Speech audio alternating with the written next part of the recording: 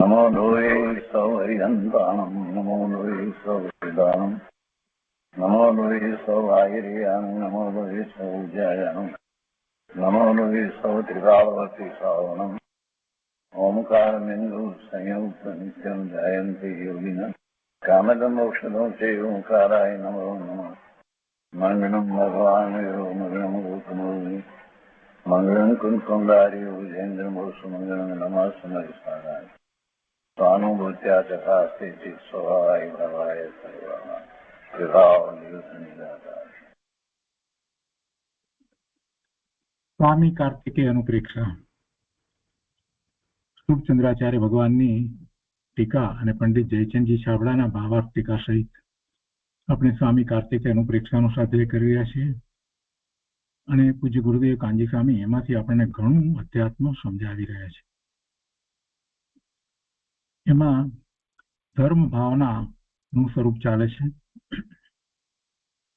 ધર્મ ભાવનામાં ગાથા 311 અને 312 બે ગાથાઓ સાથે છે. એનો સ્વાધ્યાય આપણે કરી રહ્યા છીએ. એની ઉપર પંડિત જયચંદજી છાબડાએ ખૂબ વિસ્તારથી ભાવાર્થ લખ્યો છે અને એ ભાવાર્થ આપણે કરી રહ્યા છીએ. એનો ઘણો ભાગ કર્યો છે, આજે આગળ લઈએ છીએ. શાસ્ત્રમાં પારા નંબર 179 પર બીજો પેરેગ્રાફ આપણે કર્યો છે, ત્યાંથી ફરીથી વાંચનમાં લઈએ છીએ. અહીં આ વિશેષ જાણવું કે નય વસ્તુના એક એક ધર્મનો ગ્રાહક છે અને તે પોતપોતાના વિષયરૂપ ધર્મને ગ્રહણ કરવામાં સમાન છે. તો પણ પુરુષ એટલે જીવ પોતાના પ્રયોજનવશ તેને મુખ્ય ગૌણ કરીને કહે છે. જેમ જીવ નામની વસ્તુમાં અનેક ધર્મ છે, તો પણ ચેતનપણું આદિ પ્રાણ ધારણપણું અજીવોથી અસાધારણ જોઈ એ અજીવોથી જીવને જુદો બતાવવા માટે પ્રયોજનવશ મુખ્ય કરી ચેતન વસ્તુનું જીવ નામ આપી રાખ્યું છે. નય પ્રમાણે કોઈ પણ નયથી કથન કરવામાં આવે તો એ નય જે નય દ્વારા કથન કરવામાં આવ્યું છે એ પ્રમાણે તો એ બરાબર છે. એટલે બધા જ નયો દ્વારા જ્યારે વાત કરીએ તો કોઈ વધારે ઓછું એવી કોઈ વાત હોતી નથી, સમાન છે. પરંતુ આપણને પ્રયોજન શું છે તો એ પ્રમાણે આપણે વિચાર કરીએ છીએ. ત્યાં સ્વાધ્યાયમાં આપણે પેલું હાથીનું ઉદાહરણ લીધું હતું કે 3 દિશામાંથી 3 તરફથી હાથીને જોઈએ છીએ, પણ આપણું પ્રયોજન એવું છે કે આપણે એનો આગળનો વ્યૂ, ફ્રન્ટ વ્યૂ જ જોઈએ છીએ, તેનો જ ફોટો પાડવો છે, તો એને આપણે મુખ્ય કરીએ છીએ. પણ એનો અર્થ એવો નથી કે જે સાઈડમાંથી જોતા હતા, પાછળથી જોતા હતા, એ છે જ નહીં, કાંઈ વસ્તુ એનું મહત્વ જ નથી, એમ અર્થ થતો નથી. કેમ કે બધાને દ્વારા જ પ્રમાણ જ્ઞાન થાય છે. એટલે એ પ્રમાણ જ્ઞાનની અપેક્ષાથી જોઈએ તો બધા નયો જે છે પોતપોતાના વિષયને ગ્રહણ કરવામાં સમાન છે. પણ પ્રયોજન વખત આપણે કોઈને મુખ્ય, કોઈને ગૌણ કરીએ છીએ. અને એમાં પછી આ જીવની વાત કરવામાં આવી કે ચેતનપણું જે છે, તો ચેતનપણાની અપેક્ષાથી આપણે જીવને જોઈએ છીએ તો એ જ વખતે સુખપણું પણ છે, આનંદપણું પણ છે, શાંતિપણું પણ છે, સત્તા, નિર્મળતા, જેટલા ગુણ છે એ બધા પણ જીવની અંદર તો છે જ.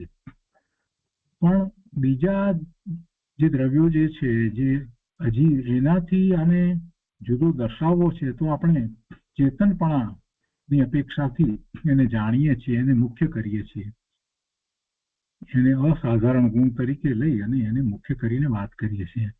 તો એમાં આપણું પ્રયોજન એ છે કે બીજા અન્ય 5 દ્રવ્યોથી એ જુદું પડે છે, જીવ દ્રવ્ય જુદું પડે છે. અને એ દ્રવ્ય જેને અનેક ધર્મો છે, અનંત ગુણ છે અને એવું વસ્તુ સ્વરૂપ હોવા છતાં એકને મુખ્ય કરી અને વાત કરવામાં આવે છે.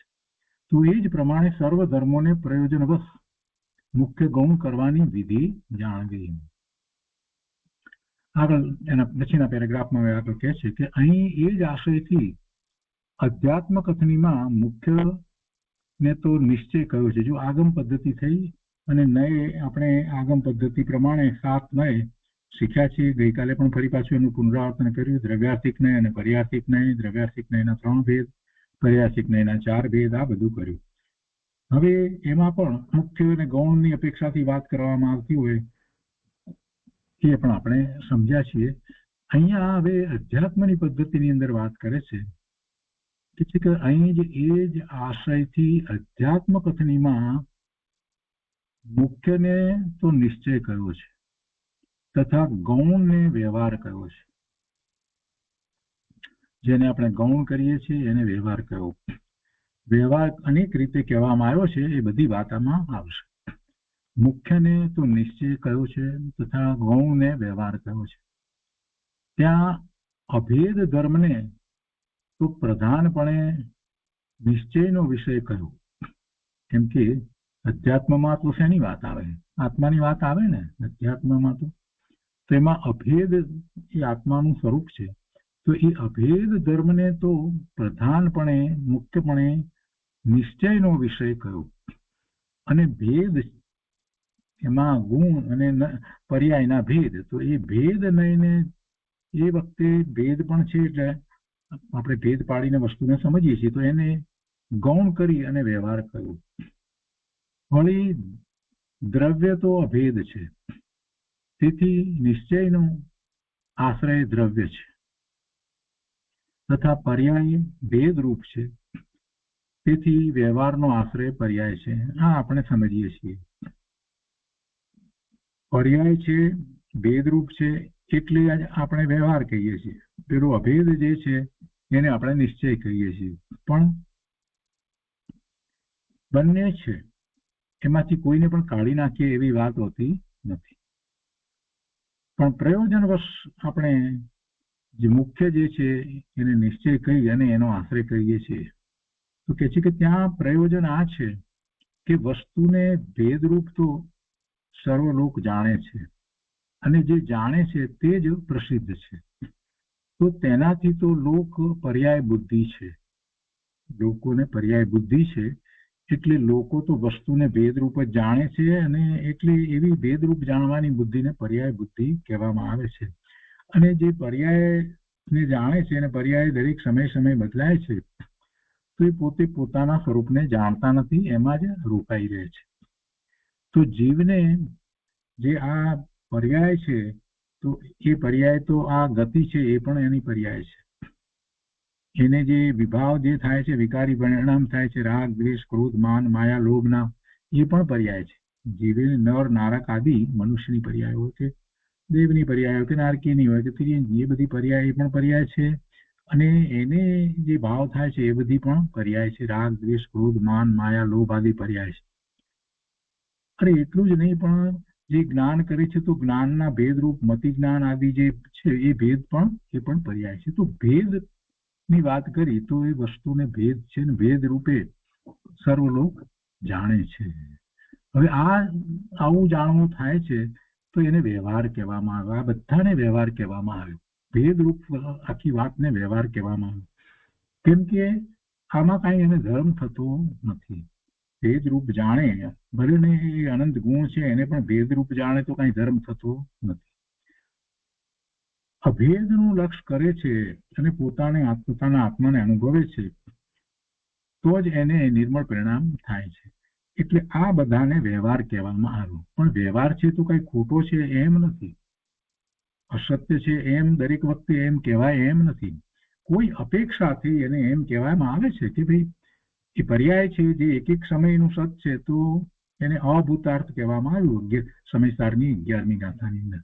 પણ એ છે ને, એનું હોવાપણું છે ને, એનું અસ્તિત્વ પણ છે ને.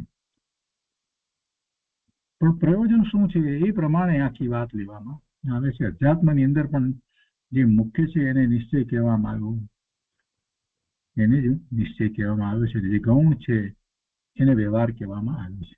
તો અહીંયા આપણે કહે છે કે આ બધી પર્યાય છે તથા જ્ઞાનના ભેદરૂપ મતિ જ્ઞાન આદિ પણ એ પણ પર્યાય છે. તો એ સર્વ પર્યાયોને જ લોક જીવ માને છે. પર્યાયોને જે જીવ માને છે. તેથી એ પર્યાયોની અંદર એ રોકાઈ રહે છે, રાચી રહે છે અને એ સાચા ધર્મ તરફ વળતો નથી.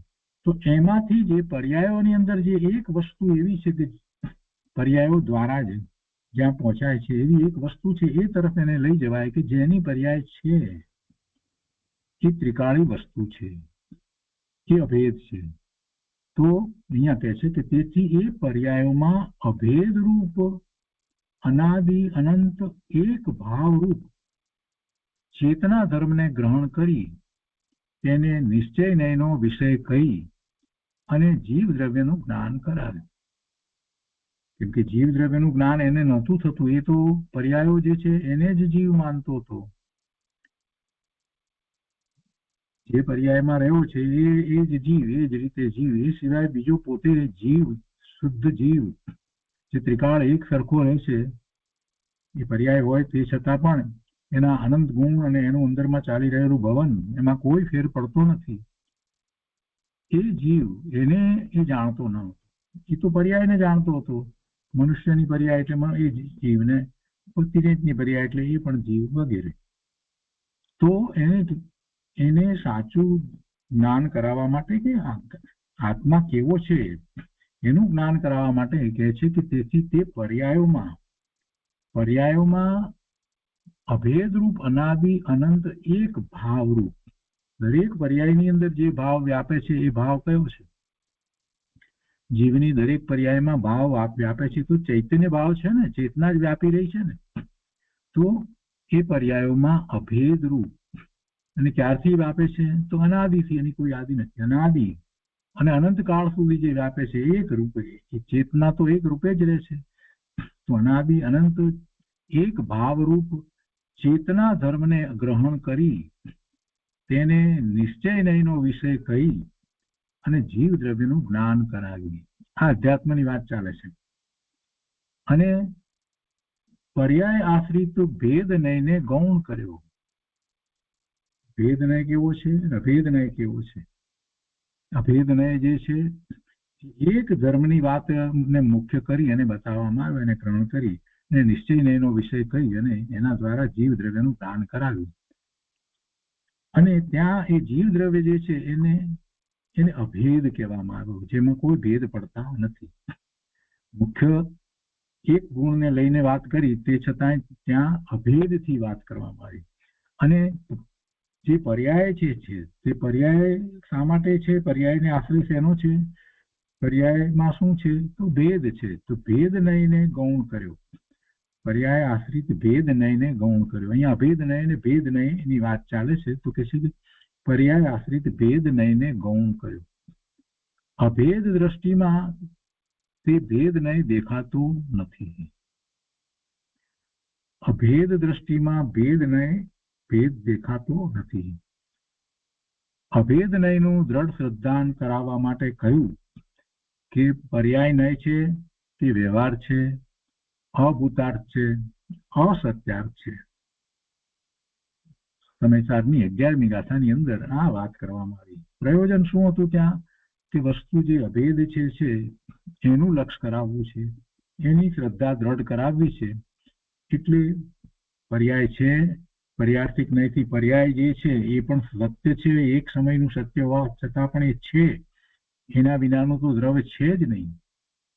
પર્યાયને મુખ્ય કરીને વિચાર કરીએ તો પર્યાય સ્વતંત્ર પણ થાય છે, એને એના કારકો જે છે એના પોતાના છે.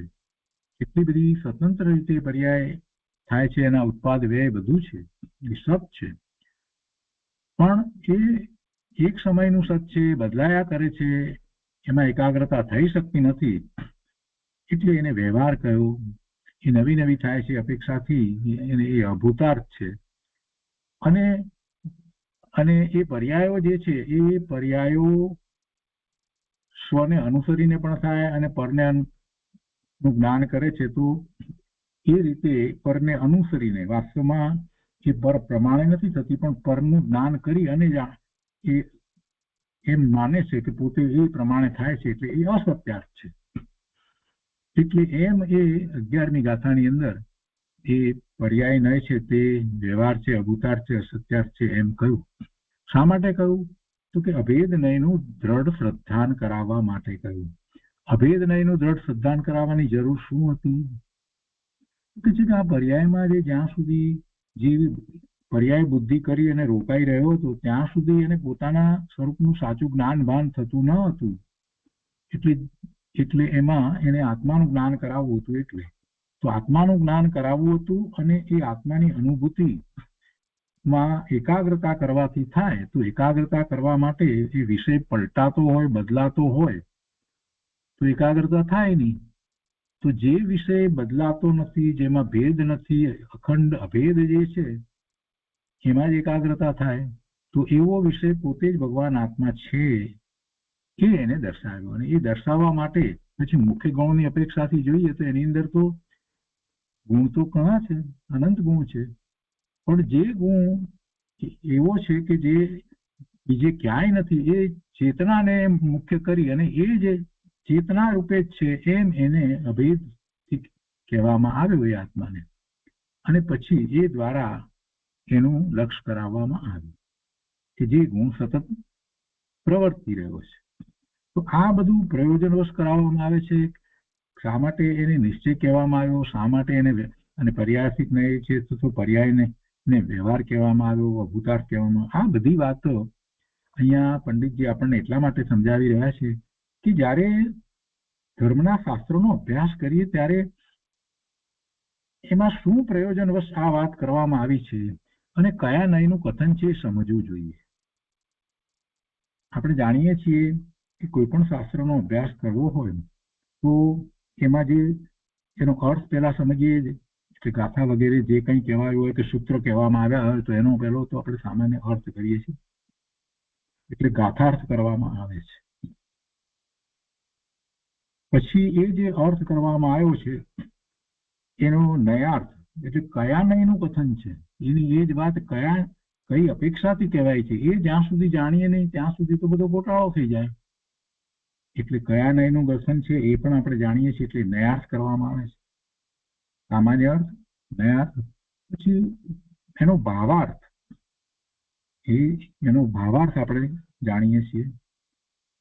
અને પછી મતાર્થ, મત એટલે બીજા અન્ય મતની અંદર શું વાત છે એનાથી આ મતની વાત જે છે આમાં જે કહેવાયું છે કઈ રીતે જુદી પડે છે અને એ જુદી પાડી અને આપણે સત્ય વસ્તુનો સ્વીકાર કરીએ છીએ, જેથી કરીને ભવિષ્યમાં પણ આપણને ખોટી વાત જે છે એની ભેળસેળ થાય નહીં. એટલે મતાર્થ, બીજા મત જે છે, બીજા દર્શનો જે છે એમાં શું કહ્યું છે આ વિશે તે મતાર્થ. અને પછી પાંચમું છે તે પ્રયોજન. નું આશય, કયા આશયથી આ વાત કહેવામાં આવી છે, પ્રયોજન શું છે આ ગાથાનું, આ કહેવાનું. એમ 5 રીતે વાતને આપણે સમજીએ છીએ. તો એમાં નયાર્થ એ તો મહત્વની વસ્તુ છે. કયા નયનું કથન છે, કઈ અપેક્ષાએ કહેવાયું છે એને સમજીએ જ નહીં તો પછી આપણને એનો ભાવાર્થ પણ જે સમજાય એ પણ ખોટો સમજાય, અધૂરો સમજાય. અને એનું પ્રયોજન જે છે એ તો સિદ્ધ થાય જ નહીં. એટલે નય દ્વારા વસ્તુને જાણવી જોઈએ. અને એટલા માટે આ નયની વાત ચાલી રહી છે કે વસ્તુનું સ્વરૂપ જ અનેકાંત છે. તો અનેક નય દ્વારા વસ્તુને જાણીએ ત્યારે પ્રમાણ જ્ઞાન થાય છે. અને પ્રમાણ જ્ઞાન કર્યા વિના આગળ વધી શકાતું નથી. કોઈ એમ કે આપણને જે જરૂર છે એટલે જ નયને જાણીએ, બીજા બધા નયને જાણીને શું કામ છે. તો જો બીજા નયથી વસ્તુ સ્વરૂપને તું જાણે નહીં, પ્રમાણ જ્ઞાન કરે નહીં અને તું એમ માને કે એક નયથી જ હું આગળ વધી જઈશ તો એ નહીં બને. કેમ કે વિકલ્પો ઉઠાવીને રહેવાના જ નથી. જ્યાં સુધી વસ્તુને પૂરેપૂરી જાણશે નહીં ત્યાં સુધી તો વિકલ્પો થશે જ. એકાગ્રતા થાય કેવી રીતે? એટલે અનેક નય દ્વારા પ્રમાણ જ્ઞાન કરવું પણ જરૂરી છે. પણ જ્યારે પુરુષાર્થ કરીએ છીએ ત્યારે પ્રમાણ જ્ઞાનમાં અનેક નયથી વાત કરવામાં આવી છે એમાં જો રોકાઈ રહીશું તો એકાગ્રતા નથી થતી. ભગવાન આત્મા અનંત ગુણનો પિંડ, અનંત ગુણનો પિંડ, જ્ઞાન ગુણ, દર્શન ગુણ, ચારિત્ર ગુણ, આમ બોલ્યા જ કરીએ અને એમાં જ રોકાયા કરીએ, એનો જ વિચાર કર્યા કરીએ તો એકાગ્રતા થતી નથી. એટલે પ્રમાણ જ્ઞાન જે છે એ પ્રમાણ જ્ઞાન દ્વારા વસ્તુને જાણવું જરૂરી છે. પણ જ્યારે પુરુષાર્થ કરીએ છીએ ત્યારે જે એક નય જે છે એને ગ્રહણ કરીને મુખ્ય કરી અને એકાગ્રતા એ રીતે કરવામાં આવે છે. એટલે એ નયને સમ્યક નય કહેવામાં આવે છે. અધ્યાત્મમાં એને સમ્યક નય કહેવામાં આવે છે. તો આ બધી વાત આપણે જે કરી રહ્યા છીએ એ ધર્મ પામવા માટે આપણું પ્રયોજન તો ભગવાનની વાણીને જેમ છે તેમ જેવા પ્રયોજનથી જેવા આશયથી ભગવાને કહી છે એ રીતે આપણે સમજવી સ્વીકારી અને પુરુષાર્થ કરવાનો છે. એટલે આ બધી વાત ચાલે છે. તો પંડિતજીએ કેટલીક વાત અહીંયા એ રીતે લીધી છે. તો અભેદ નયનું દ્રઢ સત્તાન કરાવવા માટે કહ્યું કે પર્યાય નય છે તે વ્યવહાર છે, અભૂતાર્થ છે, અસત્યાર્થ છે. 11મી ગાથા સમયસારની એમાં એને એમ કહેવામાં આવ્યું. અને ભૂતાર્થ જે છે એના આશરે ધર્મ થાય છે એ વાત ત્યાં કરવામાં આવી. જે અભેદ છે, અખંડ છે તે. તો ભેદ બુદ્ધિના એકાંતનું નિરાકરણ કરવા માટે આમ કહેવામાં આવે છે વાત. પરંતુ હવે કે છે પરંતુ ત્યાં એમ નથી કે આ ભેદ છે તેને સર્વથા એમ શબ્દ હોય સર્વથા અસત્યાર્થ કયો છે એ હંમેશા અસત્યાર્થ કયું છે એમ એનો અર્થ નથી થતો. પર્યાય છે જ નહીં, ખોટું જ છે એમ નથી. પર્યાય તો છે. એને એમ નથી કે ભેદ કયો છે તો ભેદ છે તેને અસત્યાર્થ કયો છે તો વસ્તુનું સ્વરૂપ નથી, એ વસ્તુનું સ્વરૂપ જ નથી ભેદ છે એટલે એવો આશય નથી, એવું કહેવાનો આશય છે જ નહીં. જો એ પ્રમાણે કોઈ સર્વથા રૂપ માને, અસત્યાર્થ માની લે, ભેદને સર્વથા અસત્યાર્થ માની લે તો તે અનેકાંતમાં સમજ્યો નથી. કેમ કે ભેદ તો ગુણના પણ ભેદ પડે છે. ગુણ અને ગુણી એવો પણ ભેદ છે ને, ગુણોના પણ અંદર અંદર ભેદ કેટલા પડે, કેટલા ગુણો. તો પછી એ બધું પણ અસત્ય ઠરશે. ભેદ છે એટલે અસત્ય છે એમ કહેવાનો આશય નથી. તો હવે શું કરવું? કોઈક વખત તમે એમ કહો છો કે આ ભેદ પાડ્યા એટલે અસત્ય, ને કોઈક વખત ફરી કહો છો કે ના અસત્ય નથી, સર્વથા નથી. તો અમારે સમજવું શું, કેવી રીતે? તો આચાર્ય ભગવાને સહેલો રસ્તો બતાવ્યો કે ભાઈ વ્યવહાર અને નિશ્ચય એ પ્રમાણે તું સમજ. જ્યાં જ્યાં ભેદથી કથન કરવામાં આવ્યું હોય એ બધાને તું વ્યવહાર તરીકે સમજ, અને જ્યાં ભેદથી કહેવામાં આવ્યું એને નિશ્ચય કે. બહુ સહેલું કરી આપ્યું આચાર્ય ભગવાને. તો એમાં પછી આપણને તો પ્રોબ્લેમ બધા સોલ્વ કરી દીધા. કેટલી સરસ વાત છે. નિશ્ચય અને વ્યવહારની વાત જે છે, ભેદ અભેદ આ બધી વાત લઈ અને પછી છેવટે શું છે, શેમાં મૂકી દીધા? નિશ્ચય અને વ્યવહારની અંદર મૂકી દીધા. આ નિશ્ચય છે, આ વ્યવહાર છે. અહીંયા વાત કરી ને કે જો સર્વથા તેને તું જે એમ જ માની લે કે ભાઈ ભેદ છે એટલે અસત્યાર્થ કયું છે તો વસ્તુનું સ્વરૂપ નથી. જો તે પ્રમાણે કોઈ સર્વથા રૂપ માને તો તે અનેકાંતમાં સમજ્યો નથી, પણ સર્વથા એકાંત શ્રદ્ધાંથી મિથ્યા દ્રષ્ટિ જ રહે છે. એટલે એમ તો ચાલશે જ નહીં. અધ્યાત્મ શાસ્ત્રમાં જ્યાં નિશ્ચય વ્યવહારને કયા છે ત્યાં પણ એ બંનેના પરસ્પર વિધિ નિષેધ પૂર્વક સપ્તભંગીથી વસ્તુને સાધવી. હવે એ વાત લીધી એટલે આપણે નિશ્ચય વ્યવહારથી વસ્તુને સમજવી. પણ અહીંયા પંડિતજી કહે છે કે એમાં પણ તમારે પેલી સપ્તભંગીને ભૂલી નથી જવાની. કે છે કે નિશ્ચય ને વ્યવહારને કયા છે ત્યાં પણ એ બંનેના પરસ્પર વિધિ નિષેધ પૂર્વક સપ્તભંગીથી વસ્તુને સાધવી. જો એકને સર્વથા સત્યાર્થ માનવામાં આવે અને એકને સર્વથા અસત્યાર્થ માનવામાં આવે તો ત્યાં મિથ્યા શ્રદ્ધાંત થાય છે. માટે ત્યાં પણ કથનચિત સમજવું, કોઈ અપેક્ષાએ છે એમ સમજવું આ વિધિ, અને બીજી અપેક્ષાએ નથી એ નિષેધ. તો આ વિધિ નિષેધ આ રીતે ત્યાં પણ કરવું.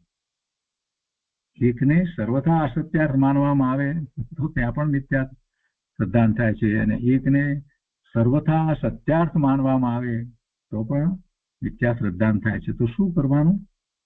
કનેકાંત દ્વારા સમજવું, સપ્તભંગી લગાડીને સમજવું કે આ એ વખતે આમ પણ છે, એ વખતે આમ પણ છે. તો કથનચિત કોઈ અપેક્ષાથી આમ પણ છે. તો એ અધ્યાત્મની અંદર પણ પંડિતજી આપણને એ સમજાવ્યું કે આ રીતે તમારે સપ્તભંગીથી વસ્તુ સ્વરૂપને સાધવું. આપણે તો વસ્તુ સ્વરૂપને સાધવું છે. આપણું પ્રયોજન તો એ છે ને, પોતાની વસ્તુ એ અનંત કાળથી આ જીવને ખ્યાલમાં નથી આવી, અને ખ્યાલમાં આવી છે તો ખોટી રીતે ખ્યાલમાં આવી છે. જેમ વસ્તુ સ્વરૂપ છે એમ સમજાયું જ નથી. એટલે એ સમજવું છે, સમજી અને એનો સ્વીકાર કરીને આગળ વધવાનું છે. અહીંયા કહે છે કે વળી અન્ય વસ્તુને અન્યમાં આરોપણ કરી પ્રયોજન સાધવામાં આવે છે તો તેને ઉપચારને કહેવામાં આવે છે. હવે જો બીજો વ્યવહારની વાત કરે છે, અહીંયા વ્યવહારમાં ભેદની વાત તો કરી, એ પણ વ્યવહાર છે. અને આરોપ આપીને કહેવામાં આવે આ વસ્તુ આના જેવી છે એમ કોઈક વસ્તુનો આરોપ આપવામાં આવે તો પણ શું થાય છે, તો પણ વ્યવહાર થાય છે. કેમ કે એવો આરોપ આપવામાં આવ્યો છે, પણ એવો આરોપ આપવા પાછળનું કોઈક કારણ હોય છે, પ્રયોજન હોય છે, એટલે એને આરોપ આપીને સાધવામાં આવે છે. એને આરોપ આપીને સાધવામાં આવે છે. કોઈક વર્ણન કરતા હોઈએ અને જ્યારે એ વર્ણન કરતા હોય ત્યારે કોઈક નો બીજી વસ્તુનો એની ઉપર આરોપ આપી અને કહેવામાં આવે કે આ આના જેવું છે, તો એ વખતે પ્રયોજન એ સમજાવવાનું પ્રયોજન છે. એ વાતને સમજાવવાનું પ્રયોજન છે, એટલે આપણે એવો આરોપ આપી અને વાત કરીએ છીએ. ખૂબ લાઇટ હતી, તમે રાત્રે ત્યાં ગયા એ હોલની અંદર તો એટલી બધી લાઇટ હતી તો પછી પેલા માણસને, સામા માણસને, સાંભળવા વાળા માણસને ખબર કેવી રીતે પડે? તમે એમ કહો કે જાણે કે સૂર્યનો પ્રકાશ ન હોય એટલો બધો પ્રકાશ હતો, સૂર્યપ્રકાશ જેવું હતું. તો એ શું કહ્યું? આરોપ આપીને તમે એને સમજાવ્યું. ખરેખર કઈ સૂર્યપ્રકાશ તો નથી, સૂર્યપ્રકાશ જેવો પ્રકાશ કહી દીધો. સૂર્યપ્રકાશ જેવો પ્રકાશ હોઈ શકે? ન હોઈ શકે. આપણે જાણીએ છીએ કે સૂર્યપ્રકાશ અને આ ઇલેક્ટ્રિકના પ્રકાશની અંદર તો ઘણો મોટો ફેર છે, પણ એ પ્રયોજન બસ એમ ઉપચાર કરવામાં આવે, આરોપ આપવામાં આવે. આ પ્રકાશ તો આના જેવો છે, આ વસ્તુ તો આના જેવી છે, આ વસ્તુ તો જાણે આ જ છે, આ જ છે એમ પણ કહી દેવામાં આવે, પણ તે છતાંય એ નથી હોતી, એ હોતી નથી. એટલે કે છે કે વળી અન્ય વસ્તુને અન્યમાં આરોપણ કરી પ્રયોજન સાધવામાં આવે છે, તેને ઉપચાર નહીં કહેવામાં આવે છે, અને તે પણ વ્યવહાર નયમાં ગર્ભિત છે. એટલે એ પણ વ્યવહાર નયનો વિષય થયો એમ કહ્યું છે. જ્યાં પ્રયોજન કે નિમિત્ત હોય ત્યાં ઉપચાર પ્રવર્તે છે. હવે નિમિત્તની પણ વાત કરે છે, પ્રયોજનની વાત કરી અને નિમિત્તની વાત પણ કરે છે. તો નિમિત્તનું જ્ઞાન કરાવવામાં આવે છે. ગુરુદેવ ઘણી વાર વાત કરે છે કે જયારે એમ કહ્યું ત્યારે તમે એમ માની લો છો કે નિમિત્ત દ્વારા કાર્ય થયું છે, તો એમ નથી હોતું, પણ જે કાર્ય થયું એ વખતે નિમિત્ત શું હતું એનું જ્ઞાન કરાવવામાં આવે છે. તો નિમિત્તની વાત પણ કરે છે. જ્યાં પ્રયોજન કે નિમિત્ત હોય ત્યાં ઉપચાર પ્રવર્તે છે. આપણે એમ કહીએ કે કુંભાર ઘડો બનાવે છે, સામાન્ય સમજાવતા હોઈએ, છોકરાઓને સમજાવતા હોઈએ તો એમ કહીએ કે કોણ છે? તો ઘડો કોણ બનાવે? તો કે કુંભાર બનાવે, એમ કહેવાય. પણ શું ખરેખર કુંભાર ઘડો બનાવતો નથી, એ નિમિત્ત છે. પણ આપણે આપણું પ્રયોજન એ વખતે સમજાવવાનું છે, એટલે કહીએ છીએ. ખુરશી કોણ બનાવે? લાકડાનું કામ કોણ કરે? તો સુથાર કરે. લોખંડનું કામ કોણ કરે? લોખંડની ટાંકી વગેરે કોણ બનાવે? તો કે લુહાર બનાવે. આમ આપણે જે ભણાવીએ છીએ, શીખવાડીએ છીએ, તો એ વખતે આપણું પ્રયોજન શું છે? તો એ પ્રયોજન પ્રમાણે આપણે વાત કરીએ છીએ. પણ એ જ વખતે કોઈ ધાર્મિક માણસ ઉભો હોય અને એને એકાંત શાસ્ત્રનો અભ્યાસ એવી રીતે કર્યો, બીજી વાતનો વિચાર જ ના કરતો, ના તમે તો ખોટું ભણાવો છો. અમે તો ભણ્યા છીએ, શાસ્ત્રની અંદર ગુરુદેવે ભણાવ્યું છે કે કુંભાર ઘડો બનાવતો જ નથી, સુથાર લાકડાનું કામ કરતો જ નથી. કરતાપણું ક્યાંથી લાવ્યા તમે? પરનું કરતાપણું છે જ નહીં. પણ ભાઈ એમ ત્યાં વાત નથી ચાલતી, ત્યાં પ્રયોજન જુદું છે, ત્યાં પ્રયોજન જુદું છે. એટલે પ્રયોજન જે છે તો જેથી વાત કરવામાં આવી તો પછી શું કહેવાય? તો આપણે એને આપણે જવાબ આપીએ કે ભાઈ તમે વાત કરી બરાબર છે, ગુરુદેવની વાત જે છે એ, પણ અહીંયા અમે તો વ્યવહાર નહીંથી આ વાત સમજાવીએ છીએ, એટલે આ બધો વ્યવહાર કહેવાય. વ્યવહારથી પ્રયોજનને માટે એ વાતને એમ કહેવામાં આવે. પ્રયોજન બસ એમ કહેવામાં આવે કે કુંભાર જે છે તે ઘડો બનાવે છે, કુંડા બનાવે છે, સુથાર છે તે ટેબલ ખુરશી લાકડાના એ બધા બનાવે છે. આ બધું કહેવાય, એ વ્યવહારથી કહેવામાં આવે છે. તો એ પ્રયોજન છે, સામેલાને સમજાવવા માટેનું એ પ્રયોજન છે. જ્યાં પ્રયોજન કે નિમિત્ત હોય ત્યાં ઉપચાર પ્રવર્તે છે. અને બીજો પણ એવી જ રીતે બીજો વિચાર કર્યો છે, જ્યાં ઉપચારની વાત લેવામાં આવી છે. તો ઉપચારની વાતમાં ઘીનો ઘડો આપણે કહીએ, ઘીનો ઘડો, કે પછી આપણે કહીએ કે ભાઈ સાકરની બરણી, કે આવા બધા શબ્દ પ્રયોગ આપણે કરીએ છીએ ને, તો શું એ કઈ સાકરની બરણી નથી? કે ઘડો છે તે કઈ ઘીનો નથી? ઘડો છે એ તો માટીનો જ છે. તો એ ઘડા ઉપર આપણે માટીના ઘડા ઉપર ઘીનો ઘડો એવો ઉપચાર કર્યો, તે ઉપચાર કર્યો છે, તો એ બધો પણ વ્યવહાર કહેવાય. ઉપચાર પણ વ્યવહાર કહેવાય અને વાત જે કરવામાં આવી હોય એ પણ વ્યવહાર કહેવાય, ભેદ કરીને વાત કરવામાં આવી હોય એ પણ બધાને વ્યવહાર કહેવામાં આવે છે.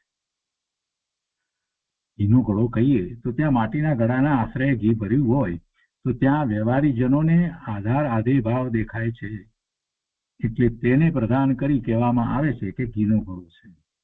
હવે આ આધાર આધેય ભાવની વાત અહીંયા મૂકીએ, કદાચ કેટલાકને ન સમજાય હોય એટલા માટે આપણે જરા વિચાર કરીએ. એનો પણ આધાર આધેય ભાવ આખી વસ્તુ જુદી છે. અહીંયા તો સમજી ગયા આપણે, ઘીના ઘડાનું ઉદાહરણ તો સમજી લીધું આપણે, એ નિમિત્તથી કથન છે.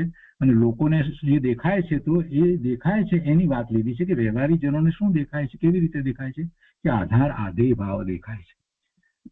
આધાર અને આધેય, જે આધાર આપનાર છે એને આધેય કહેવામાં આવે. વસ્તુ જેના આધારે રહી છે એને આધેય કહેવાય, અને જે વસ્તુ છે એને આધેય કહેવાય, અને જેના આધારે રહી છે એને આધાર કહેવાય, અને એ વસ્તુ જે છે એને આધેય કહેવાય. આધાર આધેય આપણને સામાન્ય રીતે એમ છે કે આ ઘી જે રહ્યું છે એ ઘડાના આધારે રહ્યું છે. ઘડો એનો આધાર છે અને ઘી આધેય છે. ઘડાના આધારે ઘી રહ્યું છે.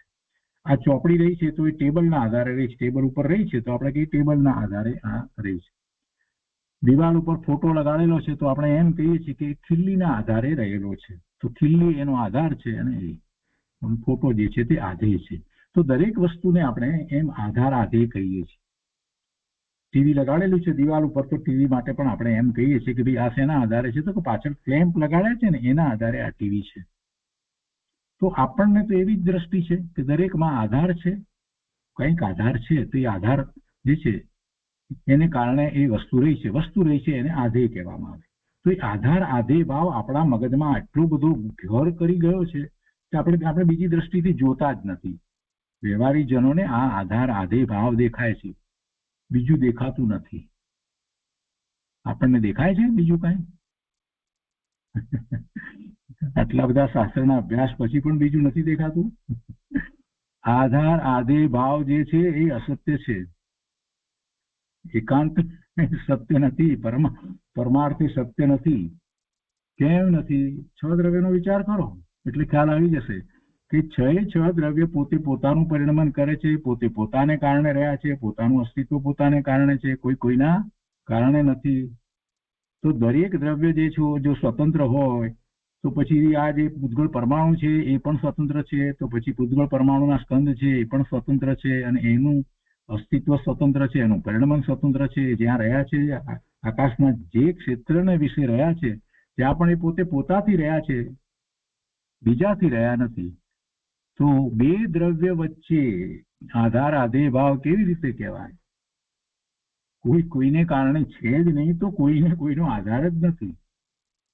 બે દ્રવ્ય વચ્ચે આધાર આધેય ભાવ કેવી રીતે કહેવાય? નથી હોતો. પણ આપણને શું દ્રષ્ટિ થઈ ગઈ છે વ્યવહારીજનોને? આધાર આધેય ભાવ એટલો બધો ઘૂંટાઈ ગયો છે કે એના વિના બીજી કલ્પના જ નથી કરી શકતા. અને પછી ખોટી દલીલો કર્યા કરે. શાસ્ત્રનો અભ્યાસ ન હોય ત્યારે ખોટી દલીલો કર્યા કરે. તો શું આ ટીવી એમને લટક્યું છે, ક્લેમ્પ વગર લટક્યું છે? આવી દલીલ કરશે. પણ એને બિચારાને અભ્યાસ નથી એટલે એમ જ કહેવાનું છે. પરમાર્થી ધર્મની અંદર જે આખી વાત સમજવાની છે, 6 દ્રવ્ય, 6 દ્રવ્યની સ્વતંત્રતા, 6 દ્રવ્યના પરિણમનની સ્વતંત્રતા, કોઈ કોઈનો આધાર હોતો નથી, કોઈ કોઈના આધારે નથી. એક દ્રવ્યના આધારે બીજું દ્રવ્ય રહી શકે નહીં. એક પૂતગળ પરમાણુ છે એ પણ બીજા પૂતગળ પરમાણુના આધારે નથી. દરેકનું સ્વતંત્ર અસ્તિત્વ પોતાનું એ વખતે જ્યાં છે ત્યાં એનું હોવાપણું પણ એ પોતાના કારણે છે. આકાશ એને અવગાહના આપે છે, પણ તે આકાશના આધારે કઈ રહ્યું છે કોઈ દ્રવ્ય? આ 6 દ્રવ્ય રહ્યા આકાશનું, એ આકાશના આધારે રહ્યા છે. એવું વસ્તુ સ્વરૂપ છે જ નહીં. આપણા મનમાં તો બસ આ જ ઘૂંટાઈ ગયું છે, આધાર આધેય ભાવ, આના આધારે આ રહ્યું છે, એના આધાર વિના રહે નહીં. થાંભલો છે તો છાપરું છે. આ બે થાંભલા લગાડીને છાપરું એની ઉપર ગોઠવવામાં આવ્યું છે. બરાબર છે ને? આ બધી વાતો આપણે કરીએ છીએ ને.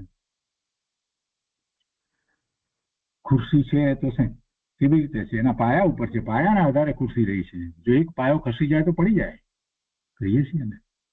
આ બધું જે છે એ બધું શું છે? એ સત્ય છે કે શું છે? એ સામ વ્યવહારિક સત્ય કહેવાય? સાચું સત્ય નથી, પરમ સત્ય નથી. આધાર આધેય ભાવ આપણને બહુ ઘૂંટાઈ ગયો છે. પણ બે દ્રવ્ય વચ્ચે, બે પરમાણુ વચ્ચે યાદ રાખીએ તો પણ ખ્યાલ આવે કે આધાર આધેય ભાવ નથી. બે દ્રવ્ય વચ્ચે પણ કોઈ આધાર આધેય ભાવ નથી. કોઈને કારણે કોઈ નથી. આકાશને કારણે આપણે રહ્યા છીએ એમ પણ નથી. આધાર આધેય ભાવ, પણ બધાને આધાર આધેય ભાવ વ્યવહારીજનોને ખૂબ દેખાય છે. એટલે એને એમ લાગે છે કે આ ઘી છે એ ઘડામાં રહ્યું છે. ઘડાના આધારે ઘી ત્યાં રહ્યું છે. ઘડાના આધારે જો ઘડો ફોડો, જો એક કાણું પાડો તો ઘી નીચે આવી જાય છે કે નહીં, એવી દલીલ કરશે. તો ત્યાં પણ જે જ્ઞાની છે એ તો એને સમજાવે છે. જ્ઞાની તો એ સમજે છે કે કાણું પડે છે ને ઘી આવે છે, તો પણ એ વખતે એ ઘીને એમ પ્રવર્તવાનું છે એ એના કારણે થઈ રહ્યું છે. કે કાણાને કારણે ઘી નીચે આવે છે એવું વસ્તુનું સ્વરૂપ જ નથી. ઘીને અને માટીના ઘડાને એના કાણાને કોઈને કોઈની સાથે કાંઈ સંબંધ જ નથી. આ વાત ગુરુદેવ સિવાય બીજે ક્યાંય આપણને મળતી નથી. આ શાસ્ત્રની મહાન વાત છે. અને જેને આ વાત બેસી જાય એને પરાધીન દ્રષ્ટિ છૂટી જાય છે. હું કોના આધારે? હું કોઈના આધારે નથી. હું શરીરના આધારે છું. જીવને અંદરમાં એ જ વાત છે કે હું શરીરના આધારે તો રહ્યો છું. આ શરીરનો આધાર જે છે એ છોડવા માટે આ વાત સમજવાની છે. આધાર આધેય ભાવ. અહીંયા તો આખી વાત બીજી ચાલી રહી છે, પણ એમાં એમણે આ શબ્દ મૂક્યો એટલે આપણે એ વાતને પણ સાથે સ્પષ્ટ કરી કે વ્યવહારીજનોને આધાર આધેય ભાવ દેખાય છે અને તેને પ્રદાન કરી અને એ કહેવામાં આવે છે કે આ ઘીનો ગળો એમને જે માને છે. આમને સમજાવવું છે નહીં. લોક પણ એમ જ કહેવાથી સમજે પાછા. પણ શું થાય? વ્યવહાર તો પછી કે એ બધાને શું કહેવું? તો કે વ્યવહાર કહેવાય. બસ ઘીનો ગળો કેવો માટીના ગળાને એ વ્યવહાર કહેવાય. અને એ જ રીતે આધાર આધેય ભાવની વાતમાં પણ આપણે એમ કહીએ કે ક્લેમ્પથી આ ટીવી લટકી રહ્યું છે, ક્લેમ્પની આધારે લટકી રહ્યું છે, પણ વ્યવહાર કહેવાય. વાસ્તવમાં એમ નથી. ટીવીના કારણે ત્યાં રહ્યું છે, જે જગ્યાએ રહેવા યોગ્ય છે તે જગ્યાએ રહ્યું છે. ક્લેમ્પના કારણે ત્યાં રહ્યા છે. બધો વ્યવહાર થયો. આ બધો શું કહેવાય? વ્યવહાર કહેવાય. તો તેને પ્રદાન કરીને કહેવામાં આવે કે આ ઘીનો ઘડો છે. લોક પણ એમ જ કહેવાથી સમજે છે અને ઘીનો ઘડો મંગાવે તો તેને લાવે. તેથી ઉપચારમાં પણ પ્રયોજન સંભવે છે. એટલે અહીંયા તો વાત પ્રયોજનની પંડિતજી કરી રહ્યા કે પ્રયોજન વશ આ રીતે પણ વાત કરવામાં આવે. નિમિત્તની મુખ્યતાથી કે કોઈ એક વસ્તુ ઉપર બીજી વસ્તુનો ઉપચાર કરવામાં આવ્યો હોય તો એનાથી કે કેમ કે એવું બધું પ્રયોજન વશ આપણે પણ એ સમજીએ છીએ, સ્વીકારીએ છીએ. પણ એ બધાને છેવટે શેમાં મૂકી દીધું? વ્યવહારમાં મૂકી દીધું. કે છે કે એ જ પ્રમાણે હવે કે છે કે અભેદ નયને મુખ્ય કરવામાં આવે ત્યાં અભેદ દ્રષ્ટિમાં ભેદ દેખાતો નથી. ત્યારે તેમાં જ ભેદ કહે તે અસત્યાર્થ છે. એટલે ત્યાં પણ ઉપચાર સિદ્ધ થાય છે. જ્યાં ઉપચાર પાછા જેમ અહીંયા ઉપચારથી આ બધું કહેવામાં આવ્યું એમ કરી અને પછી છેવટે એને વ્યવહારમાં મૂક્યું તો ઉપચાર તો જો જે અભેદ દ્રષ્ટિ જે છે આગળની વાત બીજી વધારે રહેશે કે એ જ પ્રમાણે અભેદ નયને મુખ્ય કરવામાં આવે ત્યાં અભેદ દ્રષ્ટિમાં ભેદ દેખાતો નથી. એ તો બરાબર છે. અભેદ દ્રષ્ટિમાં તો ભેદ દેખાતો નથી. ત્યારે તેમાં જ ભેદ કહે. અભેદમાં ભેદ નથી અને ભેદ કહે તો તે અસત્યાર્થ છે. એટલે એ ભેદ કરવામાં આવ્યો એ ખરેખર સત્ય નથી. એ ભેદ પાડ્યો છે, કંઈક પ્રયોજનવશ ભેદ પાડવામાં આવ્યો છે તો એ ઉપચાર કહેવાય. જેમ કે ગુણી એવો આ ભગવાન આત્મા, એની અંદર ગુણ એવો ભેદ પાડવો એ એક અપેક્ષાએ જોવા જઈએ તો એ શું છે? અસત્ય છે. કેમ કે ભેદ પડતા જ નથી. અખંડ વસ્તુ છે, અભેદ છે. અસંખ્ય પ્રદેશી આત્મા કહેવો તો અસંખ્ય પ્રદેશ તો એવા પ્રદેશના ભેદ પણ ક્યાં પડે છે? વસ્તુ અખંડ જ છે. પણ સમજાવવા માટે એ કહેવામાં આવે. સત્ય નથી, પરમ સત્ય નથી. વસ્તુ અખંડ અભેદ છે. ગુણ જે છે એક એક કરીને છે એમ નથી. ગુણોને ભેગા કરીને આત્મા બનાવવામાં આવ્યો છે એમ પણ નથી. કોઈ પણ દ્રવ્ય જે છે એ ગુણોનો સમૂહ કહીએ એટલે શું ગુણોને ભેગા કરીને દ્રવ્ય બનાવ્યું હશે કોઈએ? એવું તો છે જ નહીં. એ તો એનું સામર્થ્ય છે. એ એનું સામર્થ્ય છે. દરેક દ્રવ્યનું જે સામર્થ્ય જે છે એ સામર્થ્ય આપણને ગુણો દ્વારા સમજાવવામાં આવે છે. એટલે એમ ભેદ પાડીને કહેવામાં આવે. પણ ભેદ જો માની લેવામાં આવે તો અસત્ય ઠરે છે. વાત ભેદ છે નહીં. એટલે એ વાત પણ સાથે અહીંયા લીધી છે. એટલે તે પણ શું કહેવાય? કે ઉપચાર કહેવાય. પણ એવો ઉપચાર પણ કરવામાં આવે છે. પ્રયોજન વશ એ પણ વાત કરવામાં આવે છે. કે છે કે અભેદ દ્રષ્ટિમાં ભેદ દેખાતો નથી ત્યારે તેમાં જ ભેદ કહે તે અસત્યાર્થ છે, એટલે ત્યાં પણ ઉપચાર સિદ્ધ થાય છે. એટલે એ ઉપચાર છે, એનો અર્થ એમ સમજવાનું કે ઉપચાર કરીને કહેવામાં આવ્યું છે, એકાંતે પકડવાનું નથી. એકાંતે એમ પકડવાનું નથી કે ના એ તો ખોટું, ભેદ છે નહીં, તમે ભેદ કેમ કહે ખોટું, એમ નથી લેવાનું. તમે આત્મામાં અનંત ગુણ એમ કેમ કહે, અનંત ગુણ એ ભેદ પાડ્યો એવી વસ્તુ છે જ નહીં, ગુરુદેવે ના પાડી છે. અરે ગુરુદેવે એમ નથી ના પાડી ભાઈ. સમજાવવા માટે જે ભેદ પાડીને કથન પણ કરવામાં આવે છે એ પણ ઉપચાર છે. એ બધા વ્યવહારના એના કથનો છે ને, વ્યવહારથી જ આખો પરમાર્થ સમજાવવામાં આવ્યો છે. સમયસારની ગાથા એ રીતે કહેવામાં આવી છે કે સમજાવવું કેવી રીતે, જે નિશ્ચય આખો સમજાવવામાં આવ્યો છે વ્યવહાર દ્વારા તો સમજાયો છે.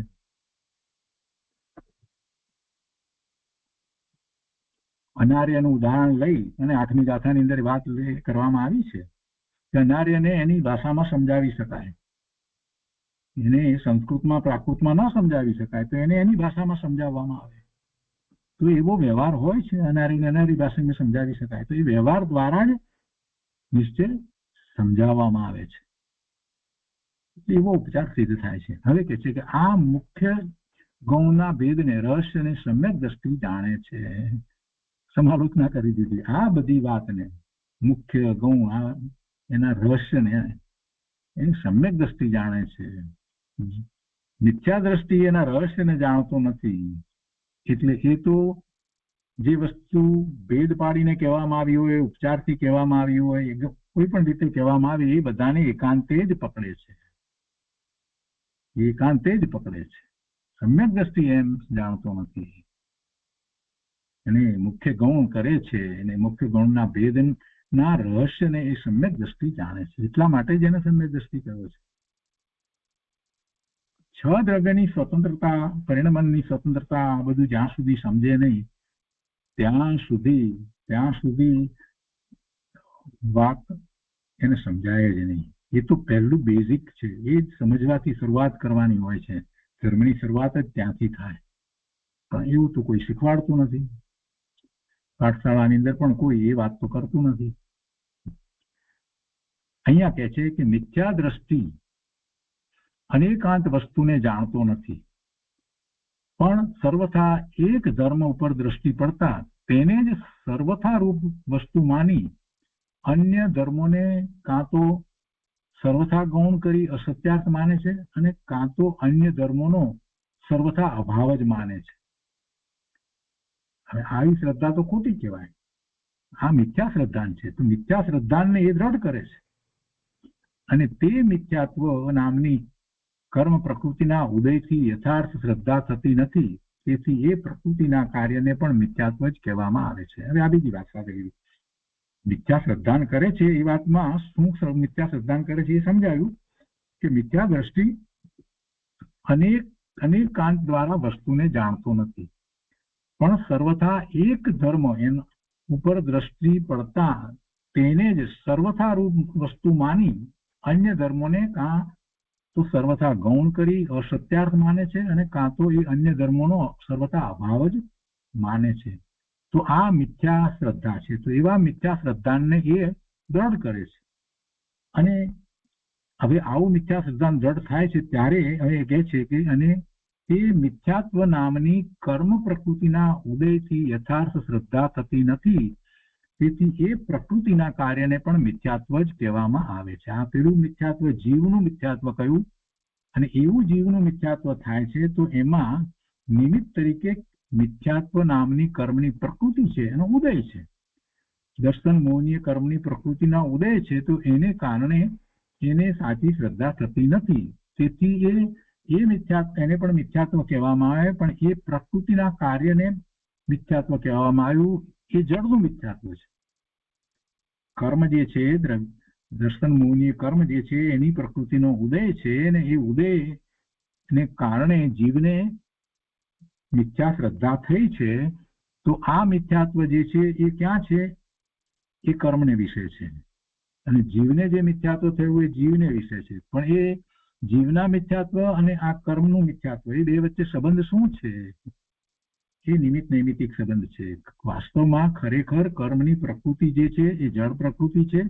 એ જીવને મિથ્યાત્વ કરાવતી નથી, પણ જીવ એને અનુસરીને પોતે મિથ્યા ભાવે થાય છે. જીવ એને અનુસરીને પોતે જ મિથ્યા ભાવે થાય છે. સમયસારમાં એટલે મિથ્યાત્વની વાત કરવામાં આવી ત્યારે એમ કહ્યું કે કર્મનું મિથ્યાત્વ, કર્મની પ્રકૃતિ જે છે એનું મિથ્યાત્વ અને જીવનું મિથ્યાત્વ, બે મિથ્યાત્વને તમારે જુદા સમજવાના. ત્યારે જ તમને ખ્યાલ આવે કે ઓહો, મિથ્યાત્વ કઈ રીતે છે. કર્મને કારણે મિથ્યાત્વ છે એમ નહીં, પણ છતાંય એ મિથ્યાત્વ પણ છે, અને જીવને મિથ્યાત્વ જે છે એના એ પણ મિથ્યાત્વ છે.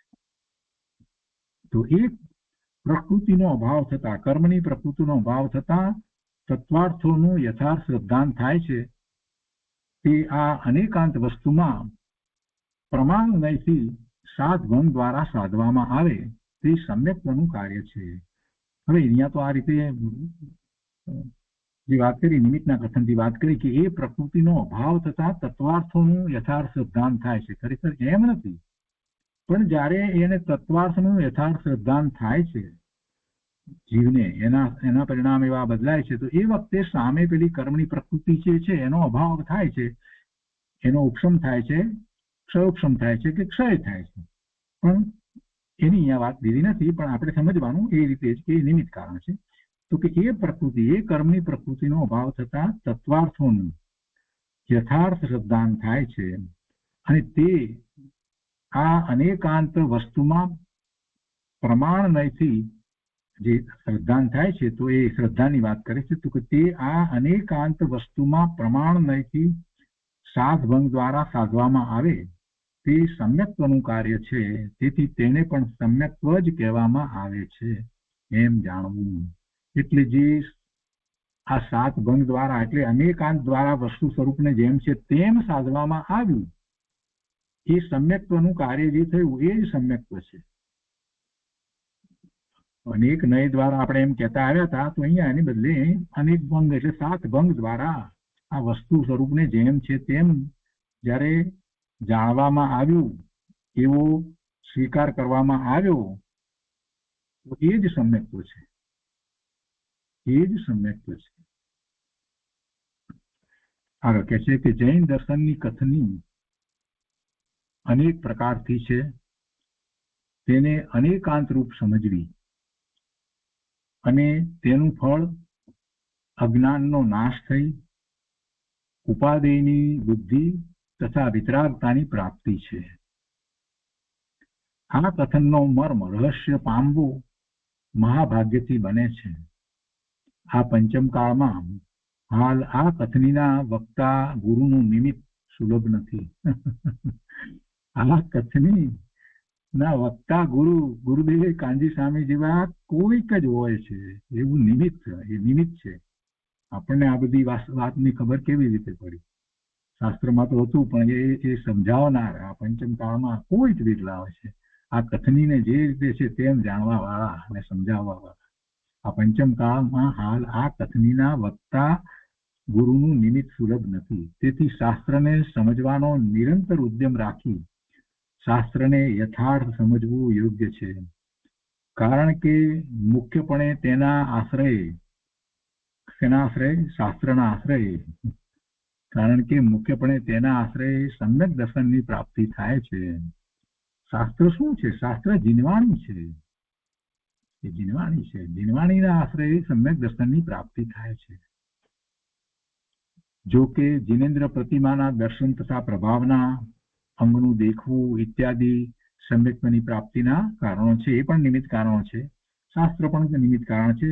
ખરેખર તો સમ્યક્ત્વ જીવને કેમ થાય છે? તો કે જીવનો એ જ સ્વભાવ છે, એટલે સમ્યક્ત્વ થાય છે. એનો એવો જ્ઞાન સ્વભાવ છે, એટલે સાચું સત્ય જ્ઞાન એને પ્રાપ્ત થાય છે, તો શ્રદ્ધાન સમ્યક થઈ જાય છે. એટલે એનો જ્ઞાન દર્શનનો, જ્ઞાન શ્રદ્ધાનનો એનો એવો સ્વભાવ છે, મૂળ ગુણ તો એવો જ છે, એટલે થાય છે. પણ પછી એમાં નિમિત્ત તરીકે જીનવાણી જ હોય, એક અથવા બીજા પ્રકારે જીનવાણી હોય. જીનેન્દ્ર પ્રતિમાના દર્શન કરે છે ત્યારે શું છે? પ્રતિમાના દર્શનથી નહીં, પરંતુ પ્રતિમામાં એ જીનેન્દ્ર ભગવાનને દેખે છે, પ્રતિમાને નથી જોતો. જ્ઞાની ધર્મી પ્રતિમાના દર્શન નથી કરતો, પ્રતિમામાં ભગવાન જુએ છે. કેમ કે એમાં ભગવાન નો નિક્ષેપ કરવામાં આવ્યો છે. ભગવાન તીર્થંકર અવસ્થામાં હતા એ અવસ્થાનો એમાં નિક્ષેપ છે પ્રતિમાની અંદર, અને એટલે ભગવાનને યાદ કરે છે, એમના ગુણને યાદ કરે છે. એમ એને એ ગુણને પોતાની અંદર સ્થાપતો થકો આગળ વધી અને એ સમ્યક્તની પ્રાપ્તિ કરે છે. તો એ પણ સમ્યક્તની પ્રાપ્તિના કારણો છે. તો પણ શાસ્ત્ર શ્રવણ કરવું, શાસ્ત્ર ભણવું, તેનું ચિંતન કરવું, ધારણ કરવું એટલે શું? ચિંતન કરવું અને પછી ધારણ કરવું. ચિંતન કરીએ ત્યાં સુધી બરાબર છે, પણ ધારણ કરવું એટલે પછી જે નિષ્કર્ષ કાઢ્યો આપણે શાસ્ત્ર નો બધી અપેક્ષાએ વિચાર કરી અને જે નિષ્કર્ષ કાઢ્યો જે કે આ છે એને આપણે પોતે સ્વીકારી લઈએ. ધારણ કરવું છે, એ સ્વીકારી લેવું, આત્મસાત કરી લેવું. તથા હેતુ યુક્તિ પૂર્વક સ્વમત પરમતના ભેદને તફાવતને જાણી નય વિવક્ષા સમજી વસ્તુના અનેકાંત સ્વરૂપનો નિશ્ચય કરવો એ મુખ્ય કારણ છે. તેનું સમ્યક દર્શનનું સંકિતનું. તેથી ભવ્ય જીવોએ તેનો એટલે આગમના અભ્યાસનો ઉપાય નિરંતર રાખવો યોગ્ય છે. અને એ પછીથી સમ્યક દ્રષ્ટિ થતા અનંતાનુબંધી કસાયનો ભાવ થઈ અને તેના કેવા પરિણામ થાય છે એ ગાથા 313 ની અંદર કહેશે. તો આ રીતે 311 અને 312 ની ગાથા ઉપર પંડિત જયચંદજી છાબડાએ જે વિસ્તારથી ભાવાર્થ લખ્યો છે એ આપણે અહીંયા પૂરો કરીએ છીએ. અને હવે આ ભાવાર્થ ઉપર પહેલેથી શરૂ કરી અને પૂજ્ય ગુરુદેવે જે વિસ્તાર કર્યો છે, પહેલે શરૂઆતની વાત આપણે લીધી છે, જે ઉદ્ગાત રૂપે જે વાત જે છે એ રીતે ગુરુદેવે કરી વાત લીધી છે, પણ એનો વિસ્તાર પૂજ્ય ગુરુદેવ કરે છે. અને આપણને બધાને યાદ છે કે જે શરૂઆતની અંદર જે કેટલીક વાત જે કરવામાં આવી હતી એનો વિસ્તાર ગુરુદેવે ત્યાંથી શરૂઆત કરી અને લીધો છે. જેમ કે અહીંયા આપણે લઈએ તો આપણને ખ્યાલ આવશે કે જ્યારે ગાથાના અર્થ પછીનો જે પહેલો પેરેગ્રાફ આપણે કર્યો તે પછીથી જે આખી બધી વાત લેવામાં આવી છે તે બધી ગુરુદેવે લીધી છે. જ્યારે ભાવાર્થ લીધો આપણે તો એમાં ભાવાર્થમાં શરૂઆતની અંદર જે વાત કરવામાં આવી હતી અહીંયા કે વસ્તુનું સ્વરૂપ અનેકાંત છે, જેમાં અનેક અંત અર્થાંત ધર્મ હોય છે તેને અનેકાંત કહે છે. તે ધર્મ અસ્તિત્વ, નાસ્તિત્વ, એકત્વ, અનેકત્વ, નિત્યત્વ, અનિત્યત્વ. તો આ બધાની વાત ગુરુદેવે પહેલા સમજાવી છે. અહીંથી કરીને આખો ભાવાર્થ ગુરુદેવે સમજાવ્યો છે. આ બધા શબ્દો જે છે એનો અર્થ વગેરે પણ સમજાયા છે. એટલે પરમાર્થે એમાંથી જે પ્રયોજનભૂત વાત જે છે એ ગુરુદેવે એમાંથી આપણને સમજાવી છે. આ બધા મૂર્તત્વ અને અમૂર્તત્વ આ બધા કેટલાકને આપણે જાણીએ છીએ, પણ જયારે ગુરુદેવે જે રીતે સમજાવી છે એ રીતે આપણે એને સમજીશું. હવે બધું જે આવે છે તે પરમાર્થ પ્રયોજનભૂત વાત બધી આવશે. આ બધું તે પછીથી જે આગળનો જે બીજો ભાગ હતો જેમાં આપણે વાત લીધી કે પ્રશ્નકારના પ્રશ્નો અસાત વિધિ નિષેધ પૂર્વક કરી અને ત્યાંથી પછી આ સપ્તભંગીની વાત કરવામાં આવી. સપ્તભંગી શા માટે, આ બધી જે વાત કરવામાં આવી એ પછી ગુરુદેવના એના પછીના પ્રવચનની અંદર પછી આગળ આવે છે. તો એ રીતે આખી વસ્તુ શરૂ થશે. એટલે જે ભાવાર્થ છે એની ઉપર જે ગુરુદેવના પ્રવચનો છે તે આપણે બહુ સારી રીતે કરશું. એટલે આવતા અઠવાડિયાની અંદર આપણે જે શરૂ કરીશું તો બધાને ફરીથી આ ભાવાર્થ આખો વાંચી જવા અને શક્ય હોય તો ગુરુદેવના પ્રવચન પણ વાંચી જવા માટે ખાસ અનુમોદના છે.